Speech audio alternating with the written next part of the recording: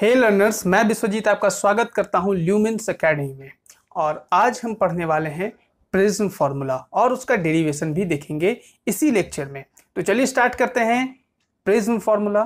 तो prism formula में आप पहले क्या पढ़े हैं, प्रिज्म के बारे में अगर हम बात करें, प्रिज्म फार्मूला अगर हमें डिराइव करना है उससे पहले कुछ बेसिक बात कर लेते हैं कि आप प्रिज्म के बारे में जानते क्या हैं, ये प्रिज्म होता क्या है। जैसे कि प्रिज्म के बारे में आप पहले पढ़ चुके हैं। क्या पढ़ चुके हैं? ये भी एक प्रोसेस रिफ्रैक्शन के कारण ही होता है। एक लाइट गया, रिफ्रैक्ट करेगा, फिर यहाँ से रिफ्रैक्ट करके जाएगा। लेकिन यहाँ का एक स्पेशल कंडीशन क्या है कि जब व्हाइट लाइट किसी भी प्रिज्म से होकर के पास होता है, अगर हम व्हाइट लाइट की बात करें, जैसे कि अगर हम व्हाइट लाइट की बात करें, जब व्हाइट लाइट किसी भी प्रिज्म से होकर के पास होता है तो वो 7 कलर्स में टूट जाते हैं। कितने कलर्स में टूट जाते हैं? 7 कलर्स में टूट जाएंगे। ठीक है, तो जब ये 7 कलर्स में टूट जाते हैं, ठीक है, यहाँ पे दिख रहा है आपको 7 कलर्स किसी भी एक स्पेक्ट्रम में बनेंगे और सातों कलर जो होंगे वो आपका रेनबो का कलर होगा। रेनबो का जैसे 7 कलर होता है जिसका नाम होता है हमारा विबज्योर, VIBGYOR। व्हाइट लाइट किस में कन्वर्ट हो गया? अगर हम व्हाइट लाइट के बारे में बात करें, white light is now converted into VIBGYOR 7 colours. ठीक ना, white light is converted into 7 colours where V is violet. V क्या होता है? वायोलेट होता है। I होता है आपका इंडिगो। इंडिगो का मतलब जो नील का कलर होता है उसको Indigo. B for blue, G for green, Y for yellow, Y for yellow, yes, yellow, O for orange and R for red। ये विबज्योर का 7 अलग अलग कलर है और हर एक कलर का अपना अपना अलग अलग वेवलेंथ है। उसके बारे में भी जानना है हमें कि 7 कलर होता है, 7 कलर का अलग अलग वेवलेंथ और अलग अलग फ्रीक्वेंसी होता है। वैसे बेसिकली अगर व्हाइट लाइट की बात किया तो व्हाइट लाइट का अपना एक वेवलेंथ और फ्रीक्वेंसी है, लेकिन जब वो किसी प्रिज्म से होकर के पास होता है तो हालांकि white light is made up of 7 colours, तो अलग अलग वेवलेंथ से मिल करके बनने के कारण वो अलग अलग वेवलेंथ में टूट जाता है। व्हाइट लाइट अलग अलग वेवलेंथ में टूट जाता है। अब वो अलग अलग वेवलेंथ में टूटता कैसे है ये जान लेना है। जैसे कि अगर हम ये प्रिज्म को देखें, ये अगर हमारा प्रिज्म है और व्हाइट लाइट यहाँ पे गया है, तो व्हाइट लाइट तो 7 कलर्स में इसलिए टूटता है क्योंकि अलग अलग कलर का अलग अलग हमारा वेवलेंथ होता है। अलग अलग वेवलेंथ होगा तो अलग अलग डेविएशन होगा।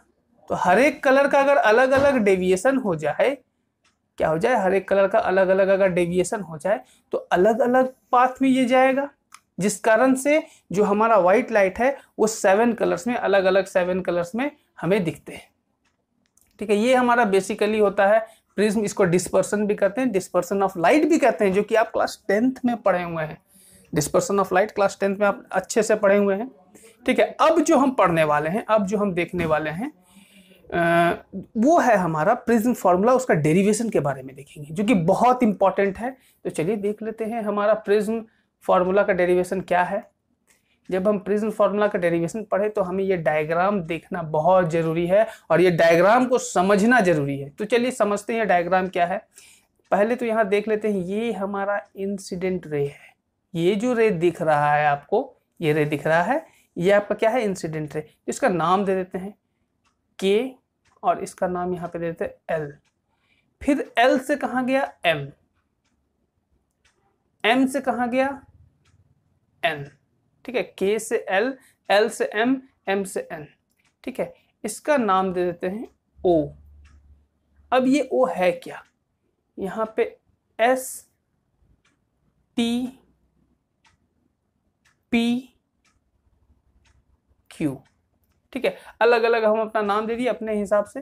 पहले तो देखिए इस डायग्राम को समझते हैं, समझना बहुत जरूरी है डायग्राम को। क्यों? क्योंकि ABC क्या है? हमारा प्रिज्म है। ABC is a prism. तो यहाँ पे आप लिख सकते हैं consider a prism ABC। Consider a prism ABC लिख लीजिए। ठीक ना। और उसमें क्या क्या है उसके बारे में लिख लीजिए।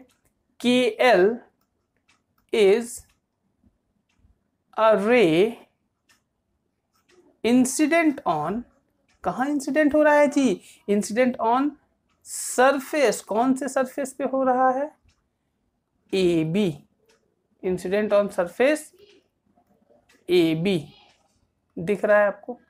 AB सरफेस पे क्या हो रहा है? KL रे इंसिडेंट हो रहा है। KL देखिए इंसिडेंट हुआ है, ठीक है। और एक लाइन लिख लेते हैं जो कि बहुत इंपॉर्टेंट होने वाला है।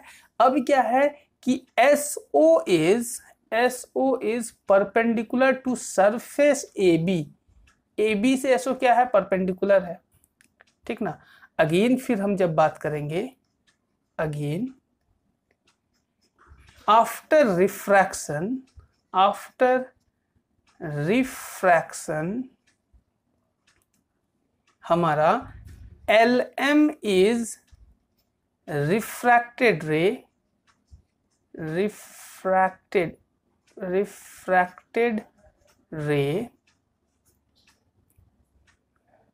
स्ट्राइकिंग सरफेस, स्ट्राइकिंग कौन से सरफेस पे स्ट्राइक कर रहा है? AC, ठीक ना। Where OT is perpendicular to AC। AC के परपेंडिकुलर क्या है हमारा? OC, और SO हमारा AB के परपेंडिकुलर में है। इसका मतलब SO और OT दो परपेंडिकुलर है AB पे और AC पे, जो कि आपको दिख रहा है। ये पार्ट को आपको अच्छे से लिख लेना, ये कंसिडर पार्ट है, ठीक ना। अब कुछ समझने वाली बात, जब KL गया, KL इस सरफेस पे स्ट्राइक किया तो रिफ्रैक्शन होने के कारण, लाइट रिफ्रैक्ट करने के कारण, क्या होने के कारण? रिफ्रैक्ट करने के कारण इसका पाथ देखिए चेंज हो गया। KL को जाना P की ओर चाहिए था, कहाँ जाना चाहिए था? P की ओर, सीधा इसका पाथ था। इसका पाथ तो ओरिजिनल पाथ ये था, लेकिन ओरिजिनल पाथ ये नहीं हो करके उसका पाथ इधर बेंड हो गया। मतलब फर्स्ट टाइम ये यहां से लेकर के यहां तक कुछ ना कुछ इसका पाथ डेविएट हुआ है। तो इस एंगल ऑफ डेविएशन को Δ1 लिख दिए। क्या लिख दिए? Δ1, ठीक है। उसके बाद ये यहां से जाकर के यहाँ पे डेविएट हुआ, फिर सरफेस AC से फिर रिफ्रैक्शन हुआ। जब वो सरफेस AC पे आया, AC पे आने पे LM जब किस पे स्ट्राइक किया? AC पे, तो वो फिर रिफ्रैक्ट किया। अब उसका पाथ हो गया MN, उसका पाथ क्या हो गया? MN। LM, अब इसको जाना तो कहीं ना कहीं ऐसे सीधा इधर चाहिए था, तो सीधा नहीं जाकर के अपने पाथ से फिर बेंड कर गया। अब जो ये इधर बेंड किया है, तो इसको अगर प्रोसीड करेंगे तो कहीं ना कहीं इधर जाएगा। तो अपने ओरिजिनल पाथ से ये कितना बेंड किया है जी? तो अपने ओरिजिनल पाथ से ये बेंड किया है Δ2। क्या लिख दिया हम? Δ2। ये Δ1 और ये Δ2, ठीक है। पहले डेविएशन कितना हुआ? Δ1, फिर क्या हो गया? Δ2, ठीक है। तो ये हमारा MN हमारा इमर्जेंट रे हो गया, ठीक है। उसी के साथ कुछ चीज हम मिटा देते हैं यहाँ पे, ये वाला पार्ट मिटा देने में ही भलाई है। ये तो समझाने के लिए हम ये डॉटेड लाइन बनाए थे ताकि आपको दिक्कत नहीं हो। अब देखिए कि ये हमारा परपेंडिकुलर से लेकर के इंसिडेंट रे तक का जो एंगल होता है उसको कहते हैं हम लोग इंसिडेंट एंगल। तो इसको I1 लिख देंगे, और ये जो एंगल हो जाएगा ये हो जाएगा I2। कोई दिक्कत? अब ये I1 ये I2, ये वाला जो रे होगा, ये जो दिख रहा है परपेंडिकुलर से रिफ्रैक्टेड एंगल रे का जो एंगल होता है, परपेंडिकुलर और रिफ्रैक्टेड रे का जो एंगल होता है, इसको कहते हैं हम लोग R1। ये हो जाएगा यहाँ पे R1, और यहाँ पे हो जाएगा ये R2। कोई दिक्कत? उम्मीद करते हैं यहाँ पे किसी भी तरह का दिक्कत नहीं हुआ होगा। ये R1 ये R2, ठीक है। अब क्या है, अब एक ओवरऑल कॉन्सेप्ट समझते हैं। पहले क्या हुआ इस चीज को एक बार देख लेते हैं। KL यहां से जब बेंड किया तो जो बेंड हुआ, तो जो एंगल डेविएट हुआ वो पहला एंगल ऑफ डेविएशन Δ1, फिर सेकेंड टाइम डेविएट हुआ तो Δ2। तो ओवरऑल जिधर जाना था, ओवरऑल डेविएशन, टोटल डेविएशन कितना हुआ? तो देखिए इसको जाना इधर चाहिए था, KL से होते हुए इसको P की ओर जाना चाहिए था, लेकिन ये चला किधर गया?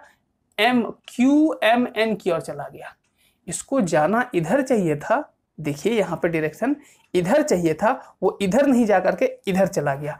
मतलब कि इसको यहाँ से यहाँ नहीं जा करके, यहाँ पे आपको दिख रहा है इसका रे इधर से इधर नहीं जा करके इधर से इधर चला गया। ठीक है, तो डेविएशन यहां से लेकर के यहां तक के बीच में हुआ है, तो जो टोटल डेविएशन की बात करेंगे तो ये हमारा डेल्टा, ये हमारा टोटल डेविएशन हो जाएगा, जो कि आपको दिख रहा है ये डायग्राम में। ठीक है, इस पार्ट को लिख लीजिए, इसको ड्रॉ कर दीजिए वीडियो पॉज करके, हम आगे देखते हैं। तो चलिए इसे मिटा देते हैं और आगे देखते हैं क्या करना है हम लोगों को। ये पार्ट तो यहां तक आपको क्लियर होगा, जो कि इजी है, बहुत ही इजी है। अब यहां तक में तो सारा 10 तक का ही कॉन्सेप्ट को यूज कर रहे हैं और भी कोई नया कॉन्सेप्ट नहीं है। अब देखिए, वी नो हम क्या लिख सकते हैं, फ्रॉम फिगर पहले लिखेंगे। फ्रॉम फिगर हम क्या लिख सकते हैं, from figure delta is equal to delta 1 plus delta 2। देखिए यहां पे कंडीशन क्या लिख सकते हैं, डेल्टा 1 प्लस डेल्टा 2 लिख सकते हैं आप। ट्रायंगल LQM, LQM, ठीक ना, LQM में क्या लिख सकते हैं condition, exterior angle is equal to sum of opposite two interior angles,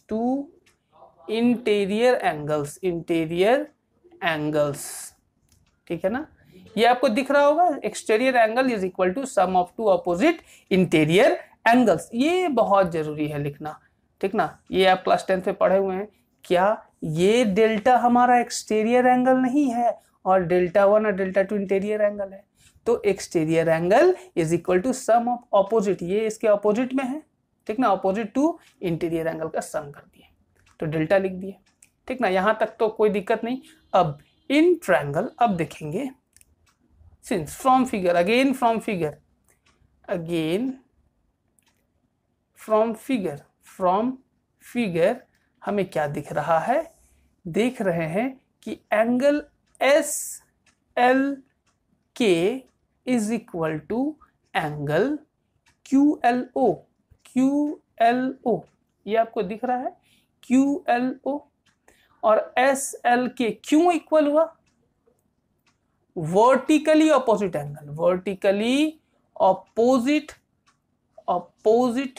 angle, ठीक है, वर्टिकली अपोजिट एंगल है जी दोनों, ठीक ना। तो S, ये हमारा S है, ठीक ना, ये इसको ध्यान से रखना है, ये डायग्राम से इसको मिक्स नहीं कर दीजिएगा, ठीक ना।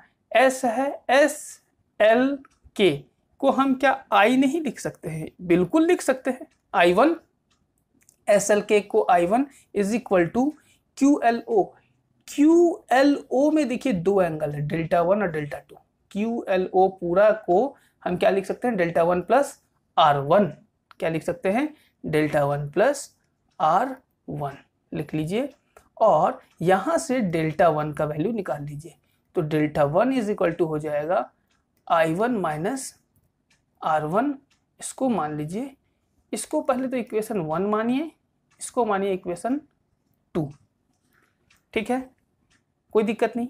फिर एक और काम करेंगे इसी के साथ एक और काम करना है जिससे ध्यान देना है आपको, ठीक है। तो काम क्या करेंगे, अगेन फ्रॉम फिगर नहीं भी लिखिएगा तो चलेगा, सीधा सीधी लिखिए, एंगल QMO, क्या लिखना है, QMO is equal to angle TMN, देखिए QMO ये एंगल और TMN ये एंगल और ये एंगल आपस में इक्वल होगा कि नहीं, वर्टिकली ऑपोजिट एंगल, वही वर्टिकली ऑपोजिट एंगल हम शॉर्ट में लिख दिए, आप यहाँ पे देख सकते हैं वर्टिकली ऑपोजिट एंगल है, उसी को शॉर्ट में लिख दिए। QMO को लिखेंगे, QMO टोटल क्या है यहाँ पे, डेल्टा 2 और R2 का सम है ना जी, डेल्टा 2 और R2 का सम हमारा QMO है, तो delta 2 plus R2 is equal to क्या है हमारा यहाँ पे ऑपोजिट में, I2, TMN क्या है, TMN की अगर बात करें तो I2 है, तो I2 लिख दिए, और जब हम डेल्टा 2 का वैल्यू निकालेंगे तो डेल्टा 2 इज इक्वल टू हो जाएगा I2 माइनस क्या हो जाएगा बोलिए, I2 माइनस R2। ये हो जाएगा इक्वेशन, सॉरी इक्वेशन 2 नहीं होगा, ये इक्वेशन 3 हो जाएगा, इक्वेशन 3। यहाँ तक उम्मीद करते हैं किसी भी तरह का दिक्कत नहीं हुआ होगा। ये इक्वेशन 3 में किसी भी तरह का दिक्कत नहीं। इसको क्या करना है आपको कॉपी कर लेना है। कॉपी करना बहुत जरूरी है, कॉपी कीजिए तो आपको ज़्यादा अच्छे से समझ में आएगा। ये जब आपका हो गया तो अब नेक्स्ट क्वेश्चन की ओर आगे बढ़ेंगे हम लोग। तो फिलहाल इसको रब कर देते हैं, वीडियो पॉज करके आप लिख सकते हैं। चलिए इसको जल्दी से रब करते हैं और आगे देखते हैं आगे हम लोग को क्या ये करना है। ध्यान से इसको मिटाना है, क्योंकि अगर मिट गया तो दिक्कत हो जाएगा। इधर फिर ध्यान से मिटाना है, ठीक है। ये वाला पार्ट पूरा मिट गया, ठीक है। अब क्या करना है, अब नेक्स्ट, अब तो हमारा हो गया। अब यूजिंग इक्वेशन 1, 2 एंड 3, ये तीनों इक्वेशन को यूज करेंगे। क्या लिखते हैं, using equation 1, 2 and 3।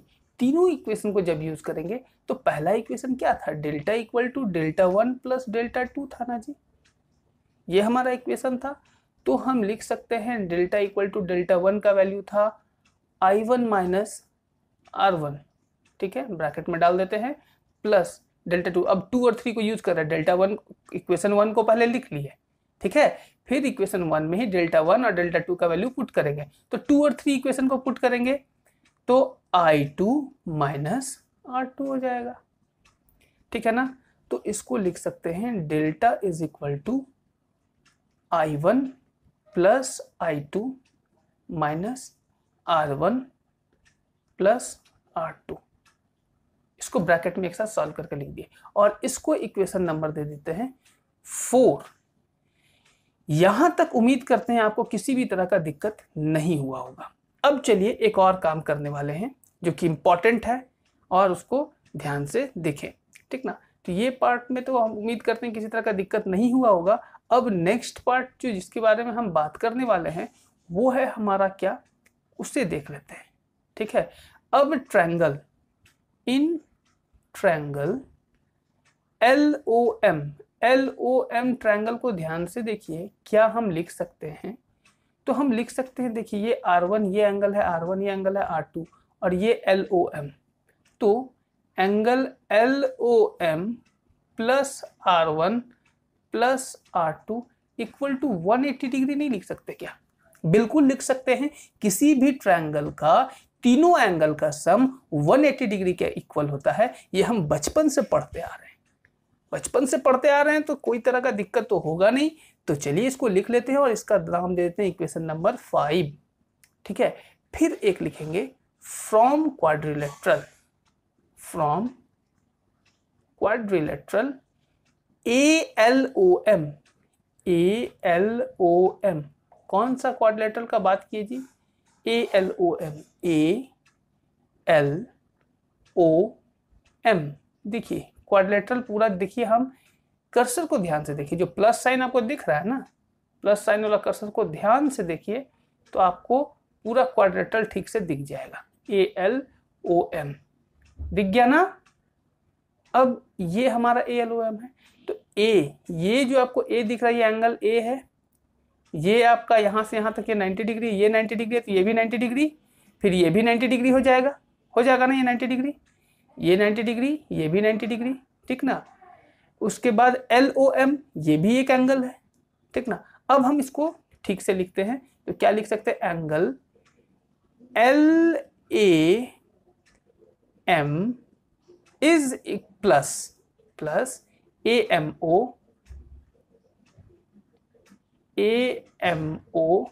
Plus angle AMO हो गया, प्लस एंगल MOL, ठीक है, plus angle LAM plus angle LAM, ठीक है। ये सारा एंगल को हम लिख लिए, नहीं OL LAM तो हो गया था, तो LAM नहीं लिखेंगे जी, LM को मिटा देते हैं, ठीक है। LAM की जगह लिखे OLA, angle OLA equal to 360 degree. किसी भी क्वाड्रिलेटरल का चारों एंगल का जो सम होता है वो 360 डिग्री होता है, ये भी आप जानते हैं। कोई भी क्वाड्रिलेटरल है, साइक्लिक क्वाड्रिलेटरल है, साइक्लिक क्वाड्रिलेटरल का जो चारों एंगल का सम होगा वो 360 डिग्री होगा, ठीक है ना। तो एक चीज हम और कर सकते हैं, जब ये और ये 90-90 है तो ऑपोजिट एंगल का सम क्या हो जाएगा, 180 डिग्री होता है, ठीक ना। ये आप कह सकते हैं, लेकिन हम इसको ठीक से सॉल्व करके ये करेंगे। अब LAM तो LAM ही रहेगा जी। LAM को सिंपली आप एंगल A लिख सकते हैं। अब क्यों एंगल LAM ही हमारा A इसलिए लिखेंगे क्योंकि यही तो हमारा प्रिज्म एंगल है। ये क्या है, हमारा प्रिज्म एंगल है, इससे ध्यान देना है। LAM क्या है, हमारा A, और ये हमारा प्रिज्म एंगल है। ये एंगल जिसके बारे में बात कर रहे हैं ये हमारा प्रिज्म एंगल है, इसीलिए इसको A लिख दिए, ठीक ना। और प्लस AMO हमारा 90 डिग्री हो जाएगा, प्लस MOL को तो हम एंगल LOM भी लिख सकते हैं, घुमा के लिख दिए, क्या दिक्कत है। प्लस फिर ये 90 डिग्री OLA, ये 90 है तो इधर भी 90, ये परपेंडिकुलर है जी। रेड लाइन वाला देखिए इस सरफेस पे परपेंडिकुलर है तो ये भी 90 degree is equal to 360 degree. नहीं, बिल्कुल होगा 360 डिग्री। अब ये पार्ट जब हो गया तो अब नेक्स्ट पार्ट, ठीक ना, इसको पॉज करके लिख लीजिए, ठीक है। तब हम आगे बढ़ते हैं। तो इसे मिटा देना है, ठीक ना। मिटा देने के बाद हमारे पास आगे आएगा, आगे हम सॉल्व करेंगे इसको। अब क्या लिखेंगे, A plus angle LOM equal to 360 degree minus, देखो ये 90 प्लस 90 180 तो उधर जाएगा, इसको इधर ले आएंगे तो ये माइनस हो जाएगा, तो माइनस 180 डिग्री कर देंगे, ठीक ना। उधर कर दिए जी, तो क्या हो गया 180 डिग्री। तो हम इसको लिख सकते हैं A plus angle LOM is equal to 180 degree, which is equation, वहां पे 5 था, इसको 6 लिख देते हैं, कोई दिक्कत। अब क्या करेंगे, इक्वेटिंग इक्वेशन 5 एंड 6। क्यों दोनों को इक्वेट करेंगे, देखिए इक्वेशन 5 भी हमारा 180 के इक्वल था और इक्वेशन 6 भी हमारा 180 के इक्वल है, तो दोनों का लेफ्ट हैंड साइड को हम इक्वेट कर देंगे। किसको इक्वेट करना है, लेफ्ट हैंड साइड को। इस चीज को ध्यान देना है, किसे इक्वेट करेंगे, लेफ्ट हैंड साइड। तो चलिए लेफ्ट हैंड साइड को इक्वेट करते हैं। तो इसका लेफ्ट हैंड साइड में क्या है, A plus angle LOM is equal to, उधर था हमारा angle LOM plus R1 plus R2, उसका लेफ्ट हैंड साइड में यही था। तो LOM गया चांद पे, तो angle A equal to R1 plus R2, ठीक है, 6, तो ये हो जाएगा 7 नंबर। क्या हो गया हमारा 7 नंबर। तो 7 नंबर इक्वेशन तक तो हम पहुंच गए, किसी भी तरह का दिक्कत नहीं। तो नीचे वाला पार्ट को हम मिटा देते हैं, इस पार्ट को मिटा देते हैं ताकि आगे हमको सुविधा हो समझने में, ठीक है। तो इस चीज को ध्यान से समझिए, थोड़ा बड़ा है लेकिन इंटरेस्टिंग है और एग्जाम में आसानी से हंसते खेलते नंबर ले आइएगा इसमें। यहां तक जब हमारा काम हो गया तो अब हमें एक चीज लिखना है, वो है हमारा फॉर मिनिमम डेविएशन। अब ये क्या नया शब्द यूज हो गया जी, फॉर मिनिमम डेविएशन। अगर डेविएशन मिनिमम हो तो कुछ कुछ कंडीशन होता है, उस कंडीशन के बारे में जान लेते हैं। अगर डेविएशन मिनिमम हो, कहने का मतलब डेल्टा इज इक्वल टू अगर डेल्टा M हो जाए, जिसको हम कहते हैं क्या, मिनिमम डेविएशन। क्या बोलेंगे, मिनिमम डेविएशन, ठीक है। डेल्टा M हो जाए, then I1 is equal to I2 हो जाएगा, और इक्वल टू इसको I लिख सकते हैं, कह सकते हैं इसको I, दोनों इक्वल हो जाएगा तो इसको I लिख सकते हैं। और R1 इक्वल टू R2 हो जाएगा, इसको लिख सकते हैं स्मॉल r से लिख सकते हैं, ठीक ना। तो इन सब के विषय में एक चीज और, एक और डायग्राम जो हमें बनाना चाहिए वो हम बनाएंगे, ठीक है। तो ये डायग्राम तो आपको क्लियर है, ठीक ना। इस डायग्राम में तो किसी तरह का दिक्कत नहीं। अब आगे जाकर के इस डायग्राम का वैसा विशेष यूज नहीं है, तो अब हम क्या करते हैं, अब हम एक ग्राफ बनाएंगे, तो इस डायग्राम को मिटा देते हैं फिलहाल, ठीक है ना। तो इस डायग्राम को मिटा देते हैं क्योंकि इसका वैसा अब आगे यूज नहीं है समझने के लिए, ठीक है। तो इसको हम मिटा दिए, ठीक है। अब हम बनाएंगे क्या, ग्राफ। जब हम ग्राफ बनाते हैं, ठीक ना, वैसा क्लियर ग्राफ तो नहीं बन रहा है लेकिन हम कोशिश करेंगे। ये गया, ये गया, ठीक है।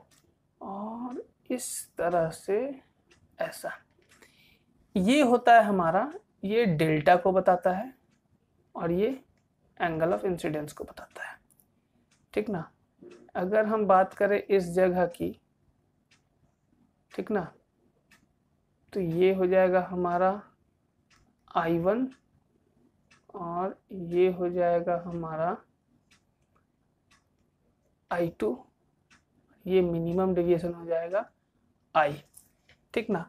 तो इस कंडीशन पे होता है हमारा, इसको कहते हैं हम लोग डेल्टा M, ठीक ना। ये है आपका, ये डेल्टा का मतलब एंगल ऑफ मिनिमम डेविएशन लिख सकते हैं, ठीक है।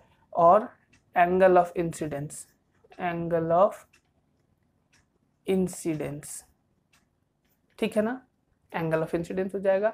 इस ग्राफ को जरूर बना लीजिए, ठीक ना, ये आपका बहुत काम आने वाला है ये ग्राफ। इस ग्राफ को ड्रॉ कर लीजिए, ठीक है। तो यहाँ तक तो कंडीशन हम लिख लिए, अब आगे इन कंडीशंस को यूज करके इसको सॉल्व करेंगे, ठीक है। तो इस ग्राफ को बना लीजिए, वीडियो को पॉज करके इस ग्राफ को हम रब कर देते हैं। जैसे कि आपको कंडीशन में दिख रहा है कि डेल्टा इक्वल टू अगर डेल्टा M हो जाता है तो I1 इक्वल टू I2 हो जाएगा और R1 इक्वल टू R2 हो जाएगा, ये आपको यहाँ पे दिख रहा है।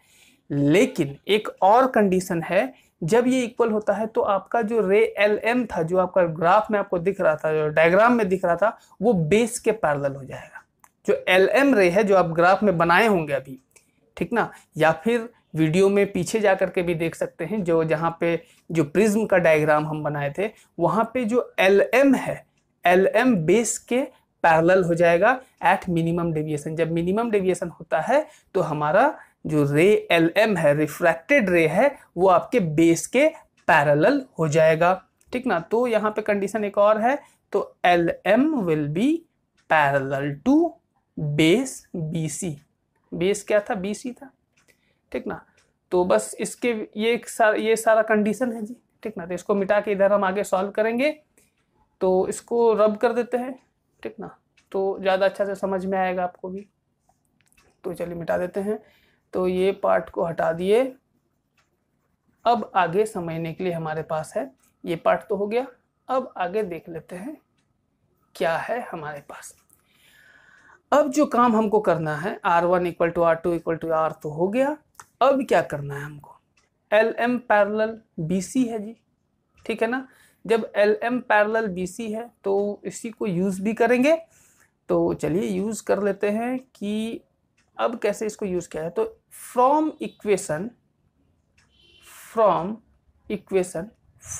इक्वेशन 4 क्या था जी, delta equal to I1 plus I2 minus R1 plus R2, ठीक ना।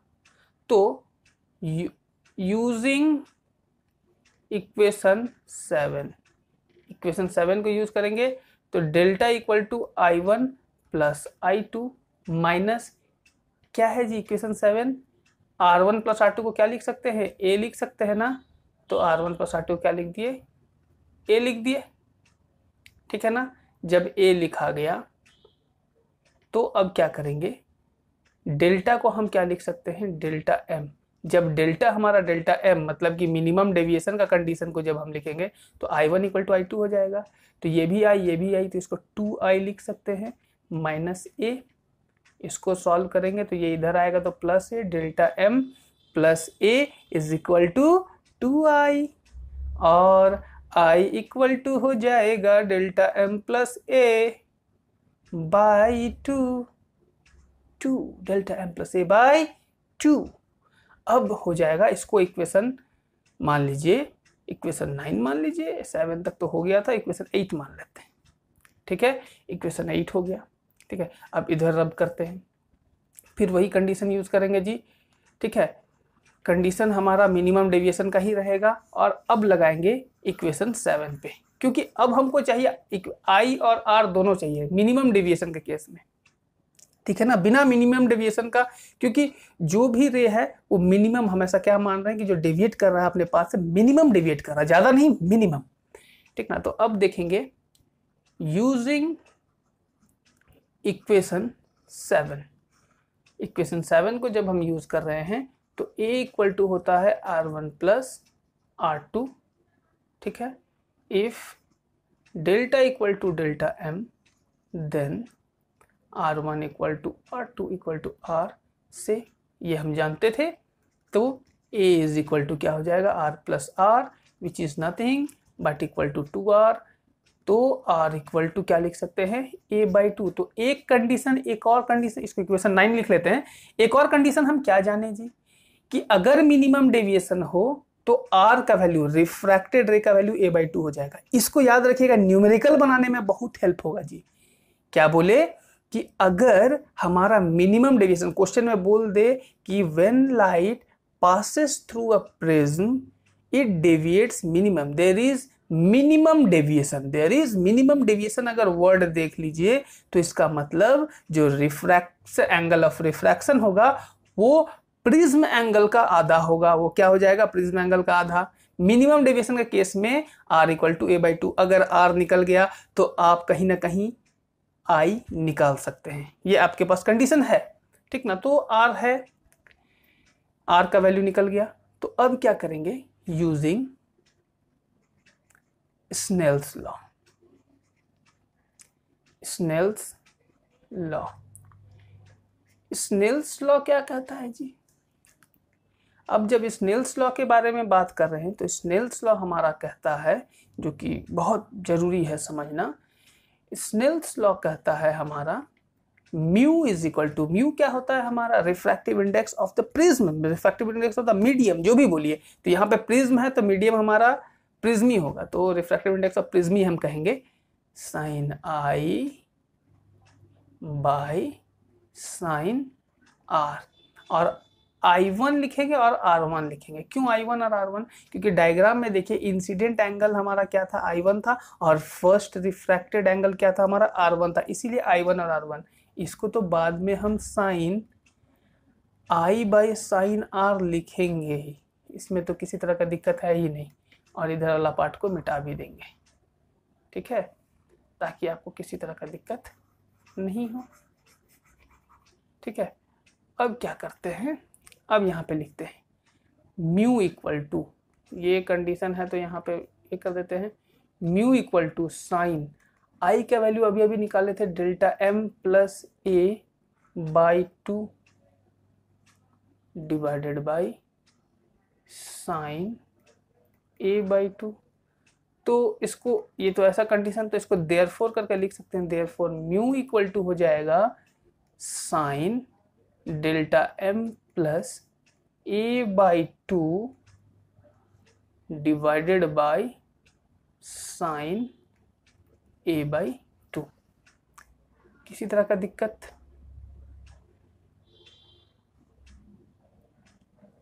ये आपको उम्मीद कर रहे हैं समझ में आ रहा होगा कि ये हम क्या बताए आपको, ठीक है।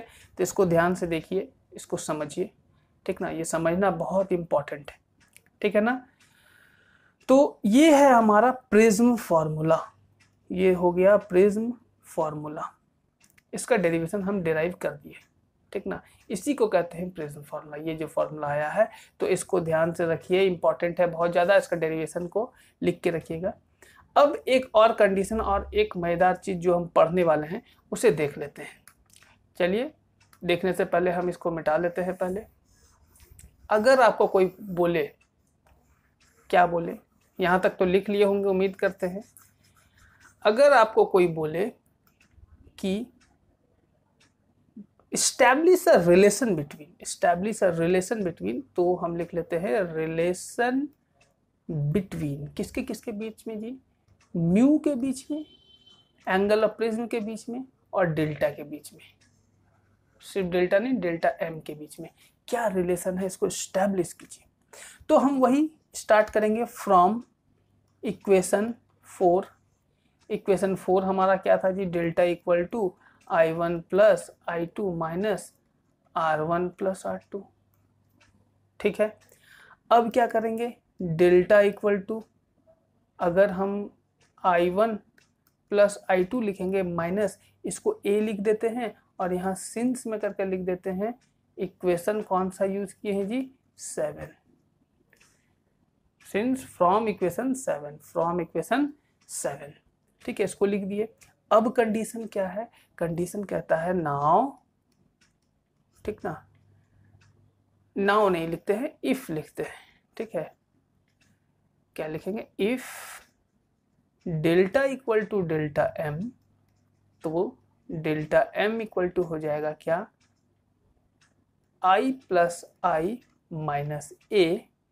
तो यहाँ कहीं ना कहीं delta M is equal to 2, यहाँ पे I2 नहीं होगा जी, सिर्फ I होगा। ठीक ना, इस बात पे ध्यान देना है। ठीक है ना, इसको ध्यान देना है।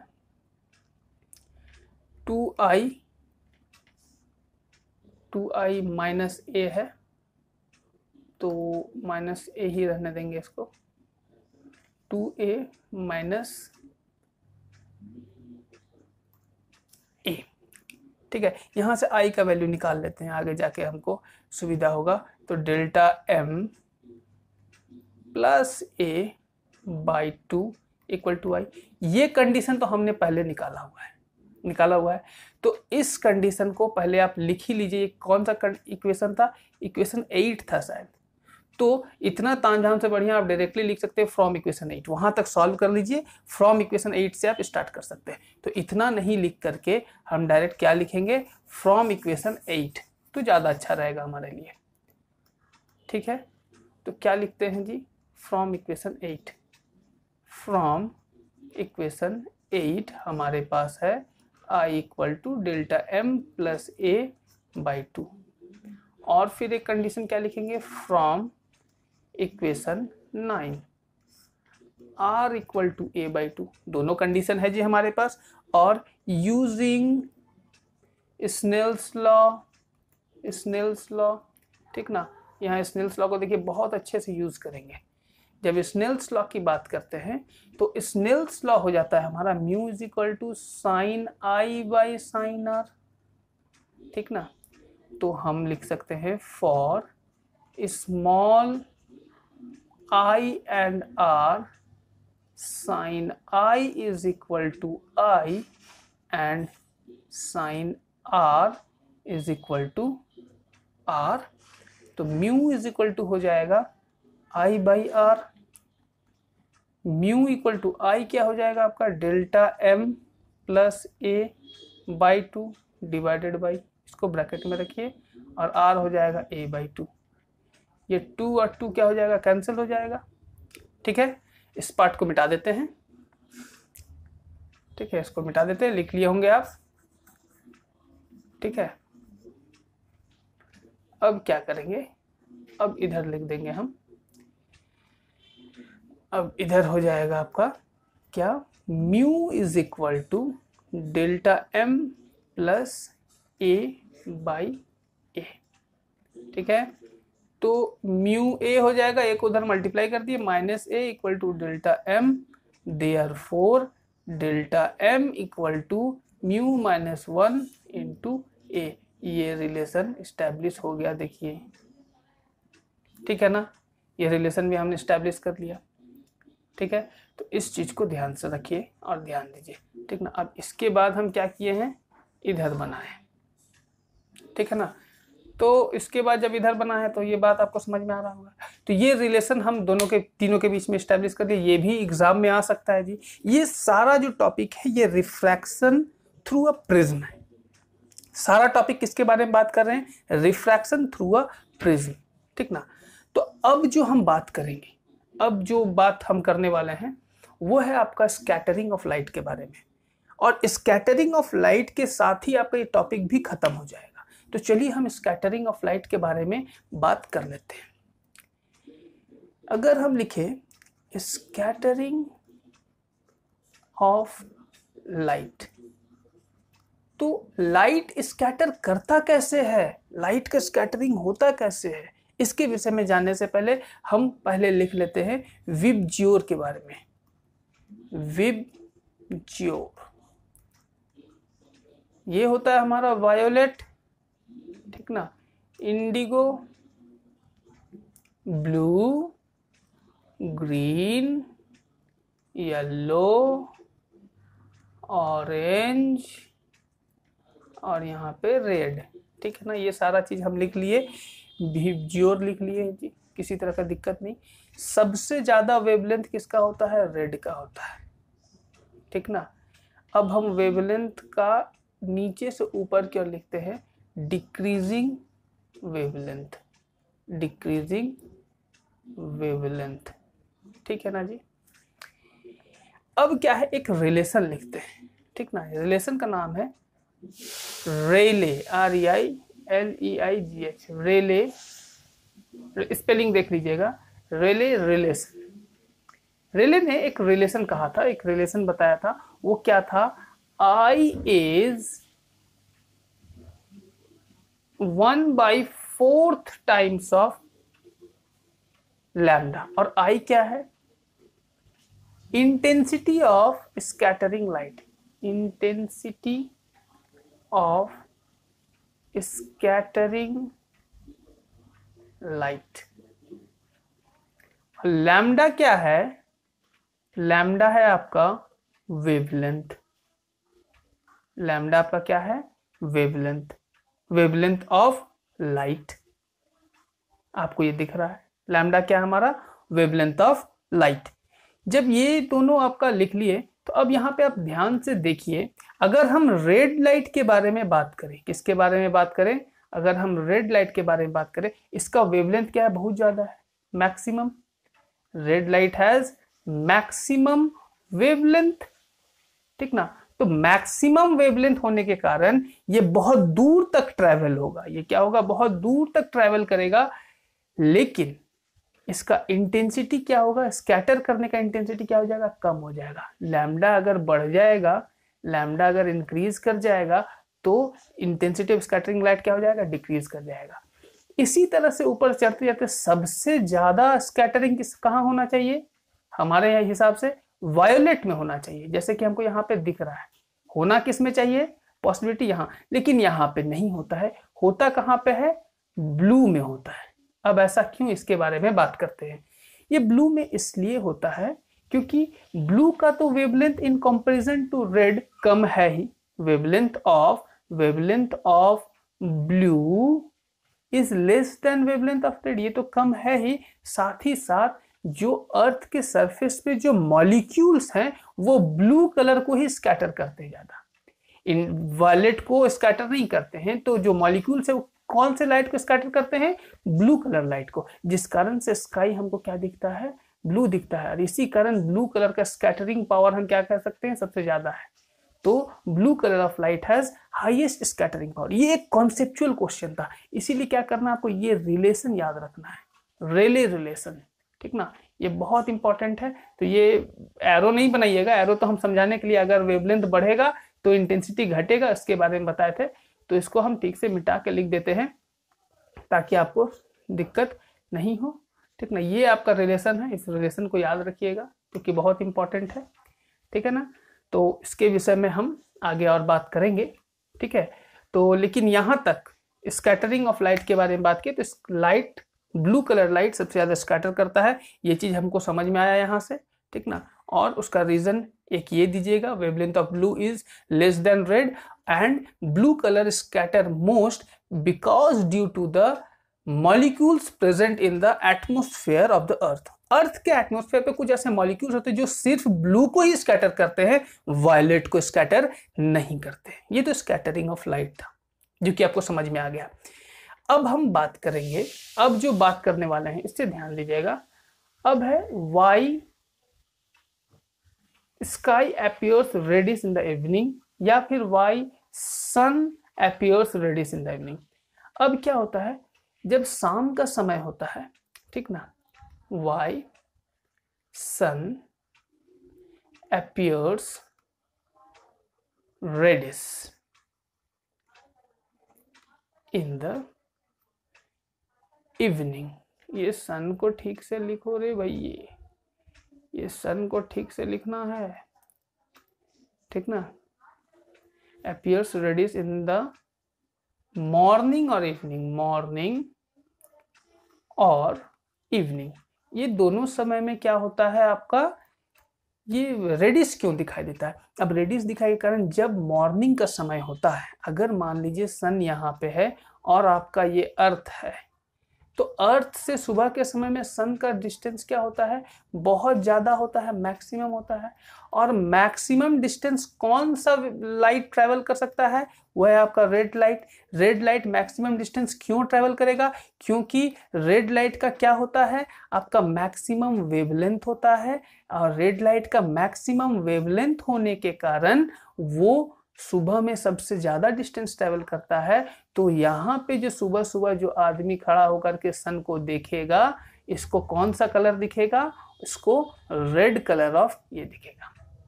ये सुबह का बात। ये अगर मान लीजिए इधर ईस्ट है और ये हमारा क्या है, सन है, ठीक ना, और ये हमारा अर्थ है। ये सन छोटा इसलिए दिखाएं क्योंकि यहाँ से बहुत दूर है, इसीलिए हम यहाँ सन को छोटा दिखाएं। यही चीज़ अगर शाम का समय का बात करें, अगर यहाँ पे वेस्ट हो जाए तो शाम के समय में भी सन क्या हो जाता है, दूर चला आता है। जब यहाँ पे फिर डिस्टेंस क्या हो जाएगा, आपका डिस्टेंस फिर मैक्सिमम हो गया, सन दूर चला गया। जब सन दूर चला जाएगा तो कौन सा लाइट अर्थ तक पहुंचेगा, सिर्फ रेड, क्योंकि रेड लाइट का क्या ज़्यादा होता है, वेवलेंथ सबसे मैक्सिमम होता है। और जिसका वेवलेंथ मैक्सिमम होता है, जिसका वेवलेंथ मैक्सिमम होता है, वो ज़्यादा डिस्टेंस ट्रैवल करता है, ज़्यादा दूर तक जा सकता है। तो यहाँ पे भी अगर मान लीजिए हम ये जो देखेगा सन को, कौन सा कलर दिखेगा, रेड कलर दिखेगा, ठीक ना। तो ये होता है कारण, ठीक ना। इसको आप अपनी लैंग्वेज में बना के बता सकते हैं, आप समझा सकते हैं कि एट द मॉर्निंग और the evening time the distance of sun is very far from the earth, so the light which enters our eye is red because red light has maximum wavelength which can travel maximum distance, so sun in the morning and the evening appears red, ठीक ना। और इसी के साथ आप sky का भी लिख सकते हैं, सेम चीज, ठीक ना। तो सन का रेड दिखने के कारण आपका स्काई के आसपास का भी पार्ट क्या हो जाता है, रेड हो जाता है। तो ये एक कंडीशन है। तो इसी के साथ आपका जो भी टॉपिक था प्रिज्म से रिलेटेड आपका, और रिफ्रैक्शन और स्कैटरिंग से रिलेटेड सारा टॉपिक हमने खत्म कर दिया, ठीक है। और अगला जो टॉपिक होने वाला है वो है आपका ऑप्टिकल इंस्ट्रूमेंट। क्या पढ़ेंगे हम लोग, ऑप्टिकल इंस्ट्रूमेंट पढ़ेंगे। ये बहुत इंपॉर्टेंट है, समझिए। तो 5 नंबर का क्वेश्चन इसी से कहीं ना कहीं आता है, ऐसा जरूरी नहीं है, लेकिन ये कर लेने से आपका पॉसिबिलिटीज इससे 5 नंबर का बढ़ जाता है। तो ऑप्टिकल इंस्ट्रूमेंट आपको अच्छे से करना है, ज़्यादा नहीं है। क्या क्या है हम एक बार बता देते हैं। पहला आपको पढ़ना है माइक्रोस्कोप। माइक्रोस्कोप जो होता है 2 तरह का होता है, एक होता है सिंपल भी पढ़ाएंगे, और क्या पढ़ाएंगे, कंपाउंड माइक्रोस्कोप हो गया। उसके बाद एक और होता है जिसका नाम है आपका टेलीस्कोप। अब टेलीस्कोप भी पढ़ेंगे हम लोग 2 तरह के, ठीक ना। एक होता है एस्ट्रोनॉमिकल टेलीस्कोप, ठीक ना, तो नॉमिकल टेलीस्कोप, और एक पढ़ेंगे, और एक है आपका टेरेस्ट्रियल टेलीस्कोप, ठीक है, टेलीस्कोप। क्लियर, एस्ट्रोनॉमिकल टेलीस्कोप और टेरेस्ट्रियल टेलीस्कोप, इसके विषय में पढ़ेंगे, ठीक है। तो ये तो हम अगले क्लास में, अगले लेक्चर में देखेंगे, ठीक है। तो तब तक के लिए थैंक यू रहेगा जी, ठीक ना। अगर आपको ये वीडियो अच्छा लगे तो लाइक कीजिए, शेयर कीजिए और सब्सक्राइब कीजिए, ठीक ना। ये तो कीजिए ही कीजिए, जा करके जल्दी से लाल बटन को दबा दीजिए, ठीक है। और शेयर कीजिए अपने दोस्तों के साथ, क्योंकि ज्ञान बांटने से ज्ञान बढ़ता है। जितने दोस्तों के साथ बांटिएगा उतना ज़्यादा बढ़ेगा। और लाइक कीजिए ताकि हमको मोटिवेशन मिलता रहे और इस तरह का मैं वीडियो बनाता रहूँ। जितना मैक्सिमम से मैक्सिमम हो सके लाइक ठोकिए एकदम, ठीक है। तो चलिए मिलते हैं अगले क्लास में और देखते रहिए लुमेंस एकेडमी।